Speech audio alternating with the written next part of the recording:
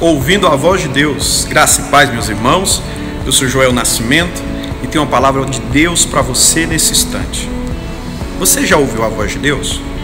Você sabia que é ouvindo a sua voz que nós crescemos como igreja, seus filhos, seu povo? A palavra do Senhor vai nos ensinar isso. Lá no primeiro livro de Samuel, capítulo 3, versos 6 e 7, o texto nos diz assim: tornou o Senhor a chamar Samuel. Este se levantou, foi a Eli e disse: eis-me aqui, pois tu me chamaste. Mas ele disse: não te chamei, meu filho, torna e deita-te. Porém Samuel ainda não conhecia o Senhor e ainda não lhe tinha sido manifestada a palavra do Senhor.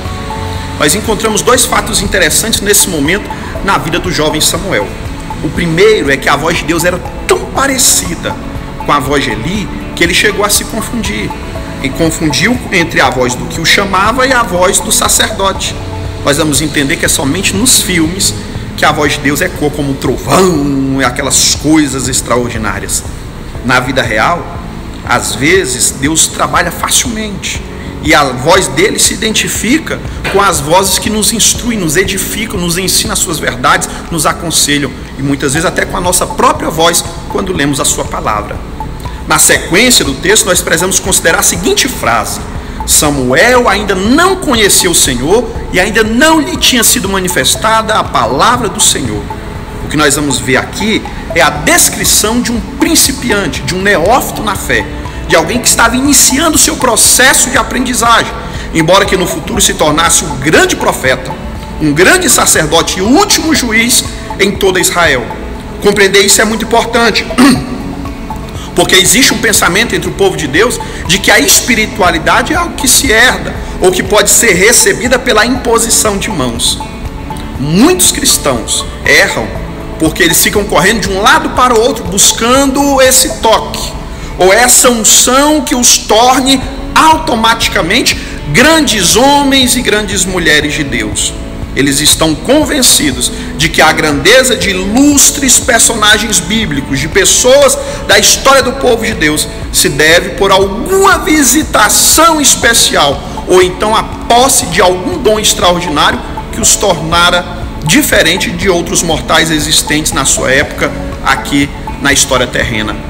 Na verdade, queridos, nós precisamos cultivar uma vida espiritual de disciplina. Assim como acontece o desenvolvimento do nosso corpo físico, grande parte do nosso desenvolvimento espiritual depende de elementos que escapam ao nosso controle. Às vezes, nem sequer compreendemos os misteriosos processos que resultam na transformação do nosso coração. O certo é que fomos chamados para caminhar em fidelidade com Deus e permitir que Ele nos conduza rumo à maturidade. Lembre dos discípulos, foram 3 anos e meio ao lado de Jesus. Aqui não há grandes saltos, nem avanços repentinos, não há atalhos e nem jeitinhos, muito menos alguém que influencia a sua carreira.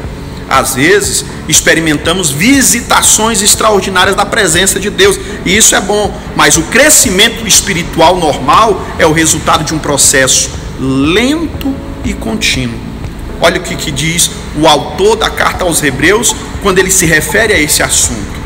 Mas o alimento sólido é para os adultos, para aqueles que pela prática têm as suas faculdades exercitadas, tanto para discernir o bem e o mal. Está lá no capítulo 5, no verso 14.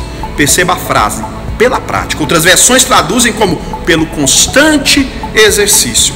Seja qual for a tradução aqui, todas elas destacam um processo de aprendizagem que inclui a possibilidade de equivocar-se, assim como aconteceu com o jovem Samuel. Pense nisso. Alguém disse certa vez: todos querem ser algo na vida, mas ninguém quer crescer. Sabe por quê? Porque crescer dói. Crescer exige esforço. Que passos que você está dando para melhor compreender os mistérios da sua vida espiritual? Como é que você tem exercitado seus sentidos para poder discernir entre o bem e o mal? Sem atropelos? Sem meio termos? Eu te convido, nesse momento, a perseverantemente, linearmente, prosseguir em frente, ouvindo sempre a voz de Deus. Ela está ecoando exatamente nesse momento. Cresçamos nele sempre. Fique na paz.